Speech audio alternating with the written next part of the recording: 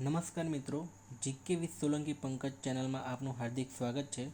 મિત્રો, વર્ષ 2026માં ભારતના વિભિન્ન રાજ્યોમાં નવા રાજ્યપાલોની નિમણૂક કરવામાં આવી છે, જે આવનારી તમામ સ્પર્ધાત્મક પરીક્ષાઓ માટે ખૂબ જ મહત્વપૂર્ણ ટોપિક છે. તો ચાલો ફટાફટ જોઈ લઈએ લેટેસ્ટ લિસ્ટ. બરાબર, તો પહેલું રાજ્ય છે મહારાષ્ટ્ર.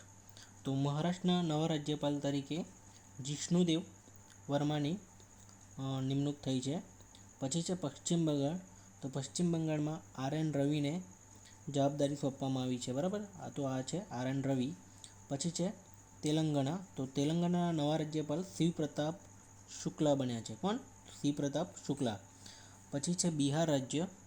તો બિહારમાં સૈયદ અતા હસનૈનની નિમણૂક કરવામાં આવી છે.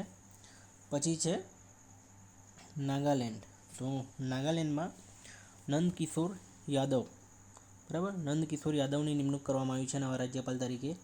પછી છે હિમાચલ પ્રદેશ. તો અહીં કવિન્દર ગુપ્તાની નિમણૂક કરવામાં આવી છે. બરાબર. પછી છે નાગાલેન્ડ.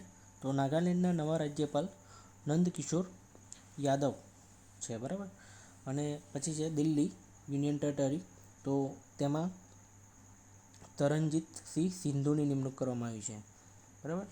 અને લાસ્ટમાં છે લદ્દાખ અને તમિલનાડુ.